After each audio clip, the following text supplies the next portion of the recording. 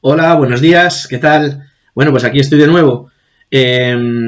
Bueno, en primer lugar os quería pedir disculpas porque yo me comprometí a hacer las grabaciones del temario de Santo Tomás y mi intención también era hacerlas de René Descartes para que las tuvierais durante las semanas en las que yo no he estado.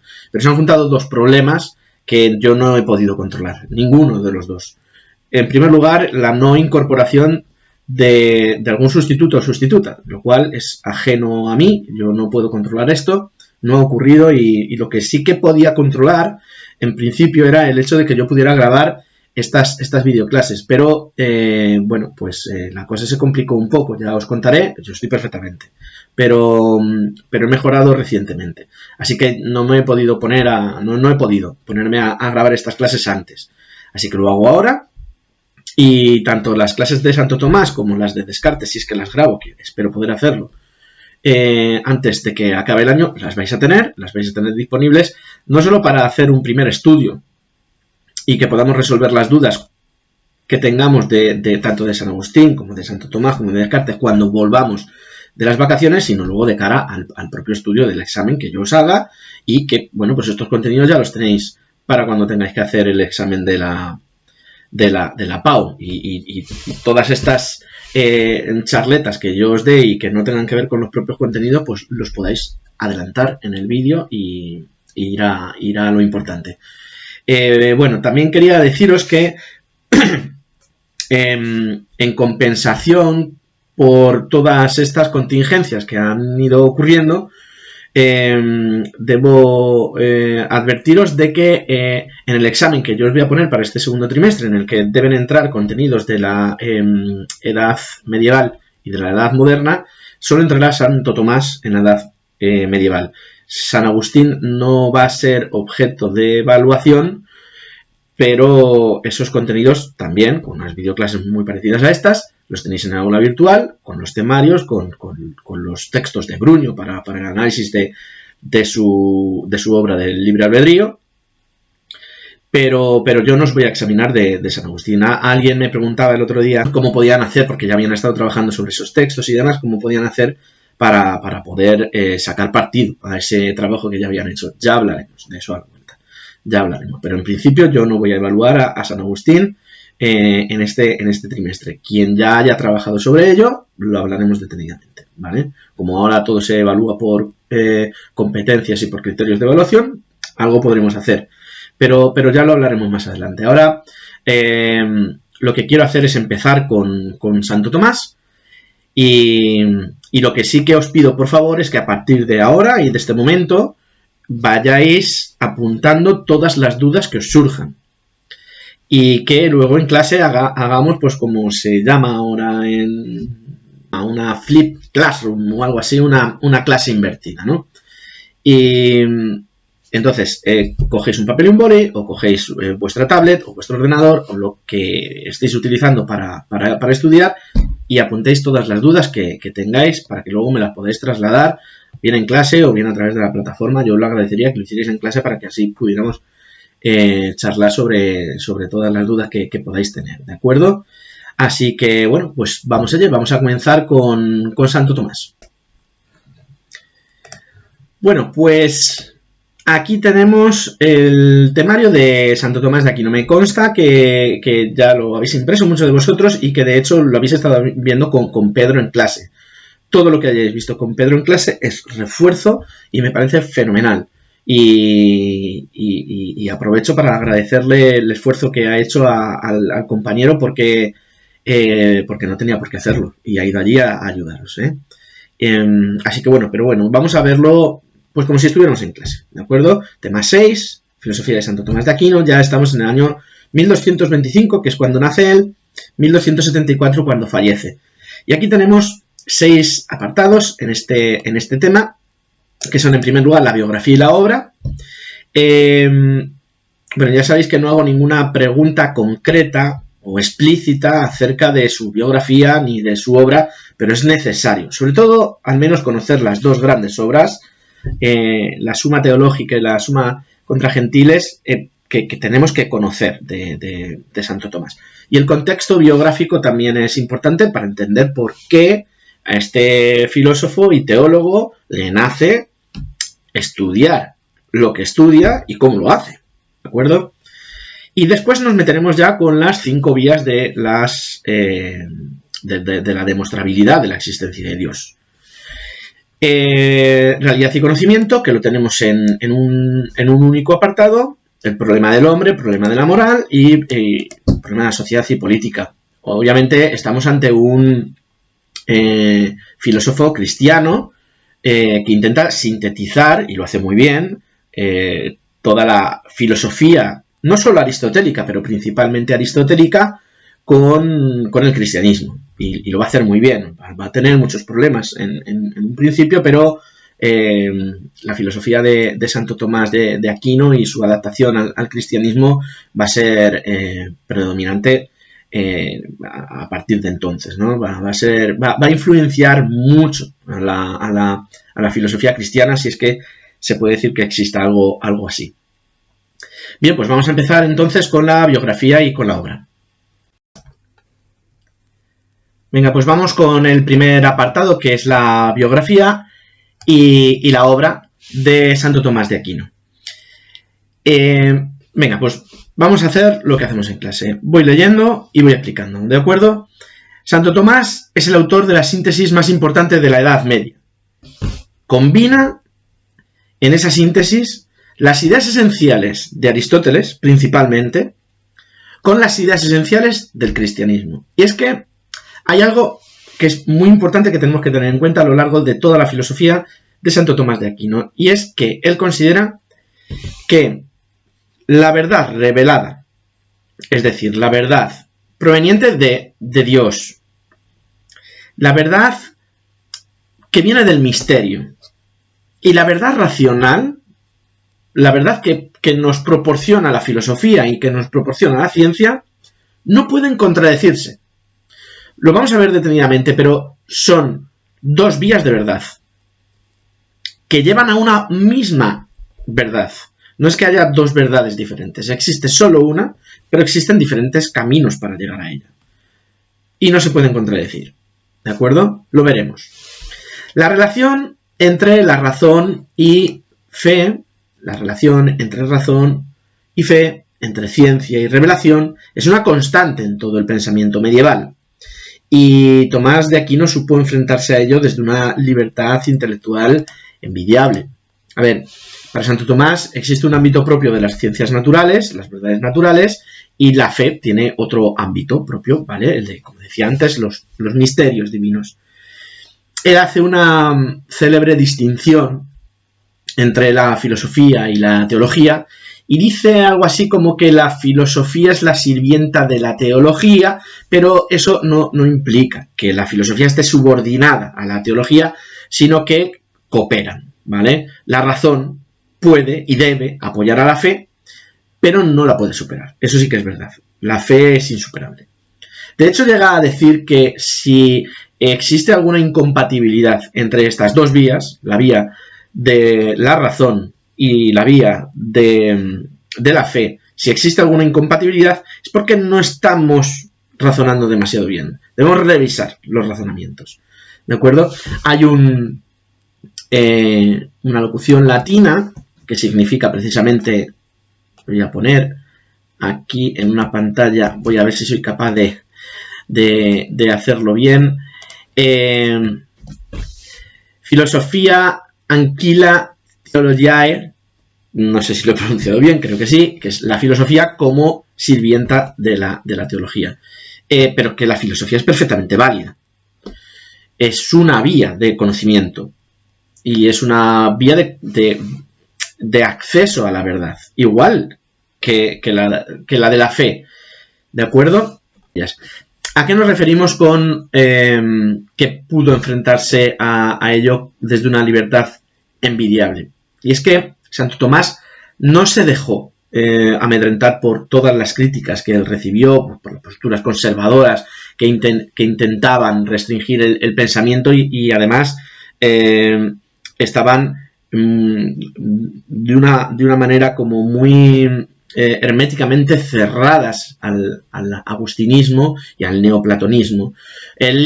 Santo Tomás intenta integrar ideas que son controvertidas para la época, defiende la autonomía de la razón, algo muy, bueno, muy transgresor en aquella época, porque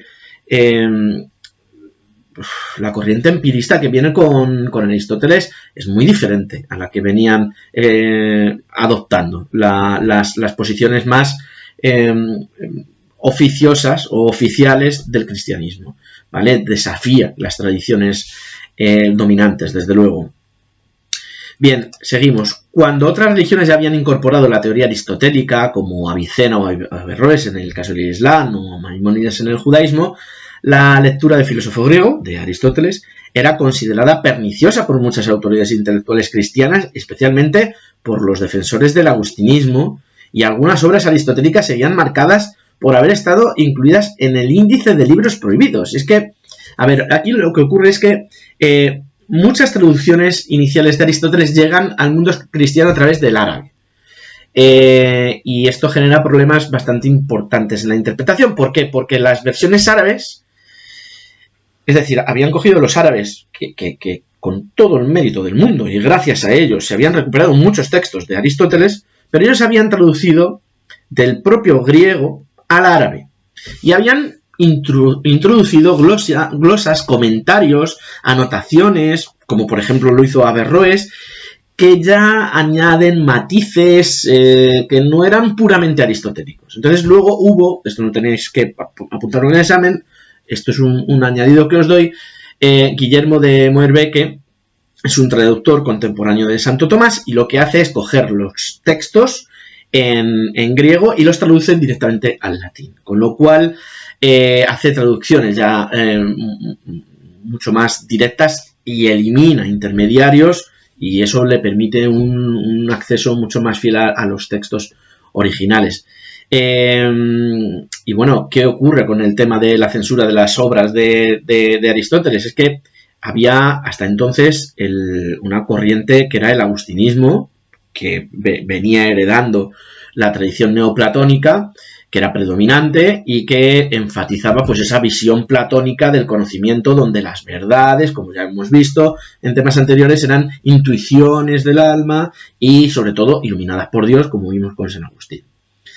Claro, aquí se introduce ahora el empirismo y la causalidad aristotélica, que es fundamental, lo veremos en las pruebas de la existencia de Dios, y eso desafiaba toda esta doctrina precedente y plantea una nueva manera de entender el mundo natural, con lo cual bueno, esto lo que hace es que en el año 1277 se haga una condena explícita, la Condenatio de 1277 en París, en la que muchas tesis aristotélicas, muchas obras aristotélicas fueron condenadas.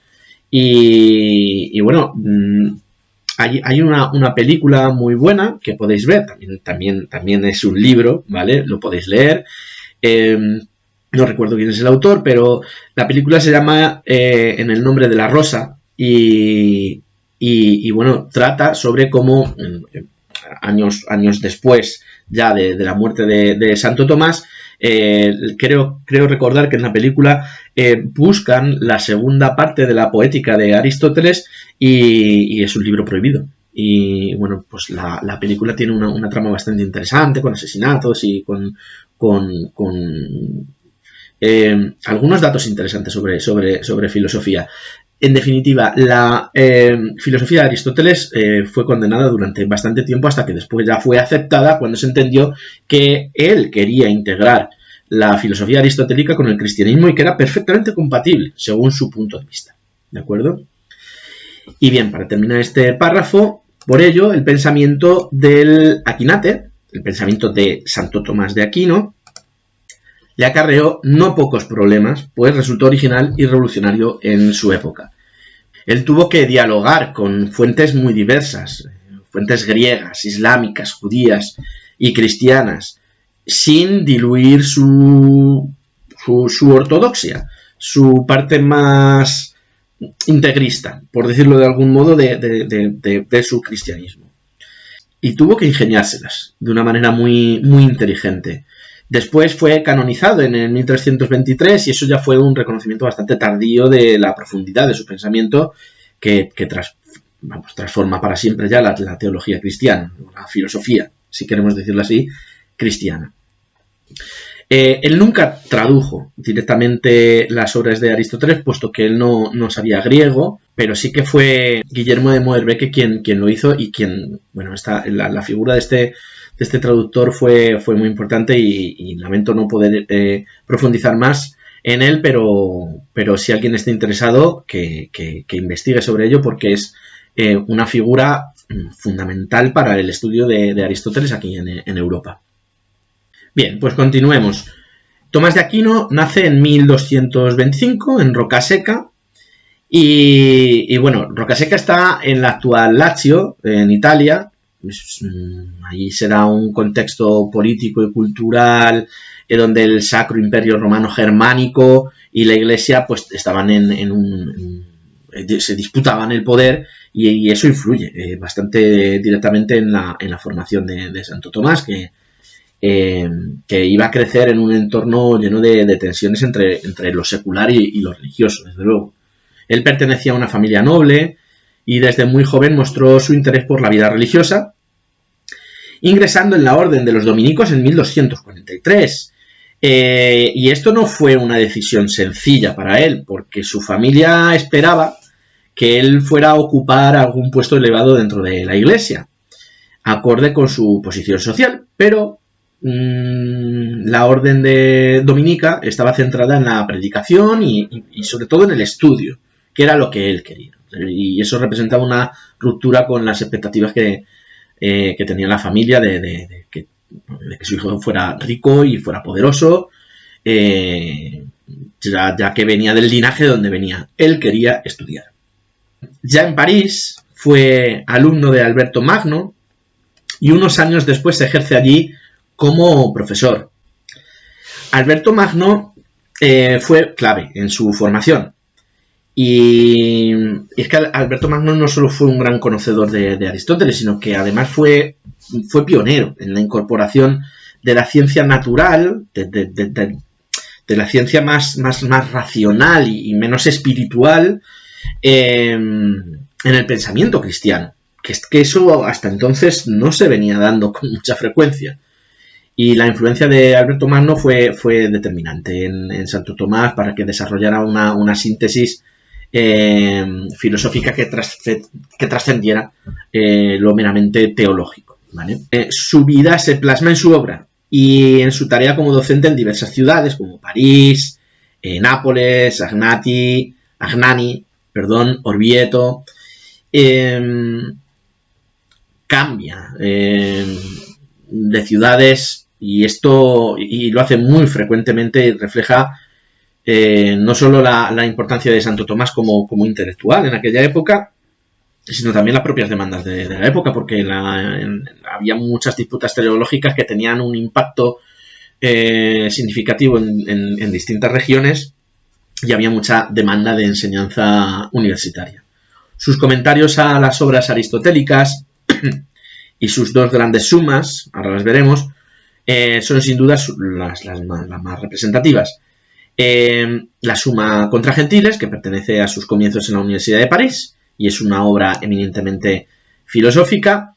Esta obra se centra principalmente en la defensa de la fe cristiana frente a otras religiones y frente a otras filosofías. Lo interesante de esta obra es que utiliza argumentos que son racionales.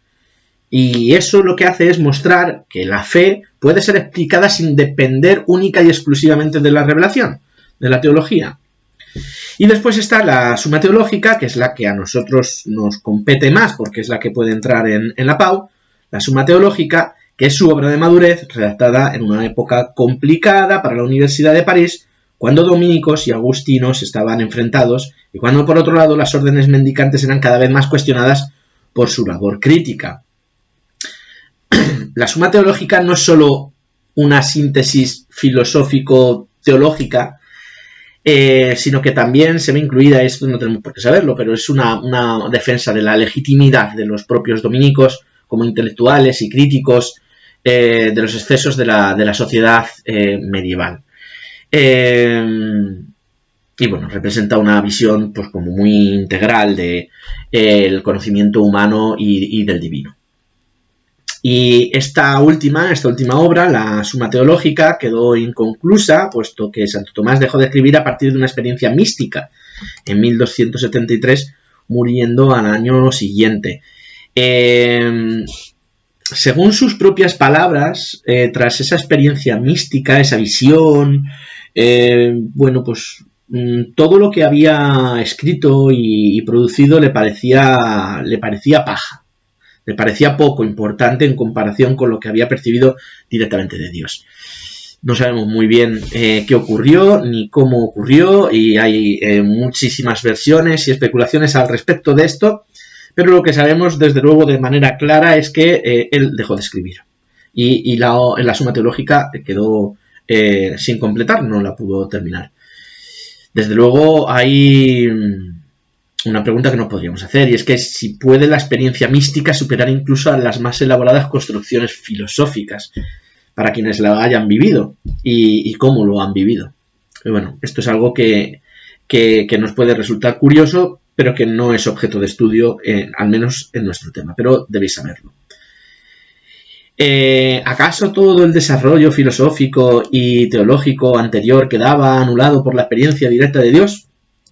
Bueno, pues desde luego no debemos, por considerar esta iluminación que tuvo, rechazar su obra, sino más bien reconocer una humildad profunda ante este misterio divino que él experimentó, y su legado muestra que el pensamiento racional puede llevarnos muy lejos, y eso es lo más importante. En un mundo medieval en el que la religión tenía tantísimo peso,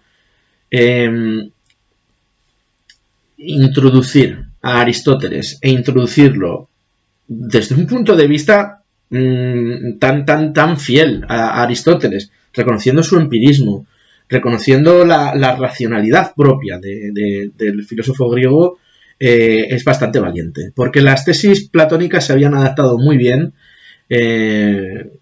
Ese idealismo platónico se había adaptado muy bien al cristianismo, pero era un idealismo, no era un empirismo. Y esto va a costar. Lo conseguirá, lo conseguirá, pero va a pasar mucho tiempo hasta que se le reconozca como un santo, y que, bueno, es que actualmente la iglesia actual, o desde luego el papa actual, se reconoce como tomista. O sea que fijaos la influencia que ha tenido en toda la posteridad. Bien, habiendo visto un poco de su biografía y habiendo mencionado estas dos grandes obras, vamos a pasar a ver ahora el problema de Dios. Ahora sí.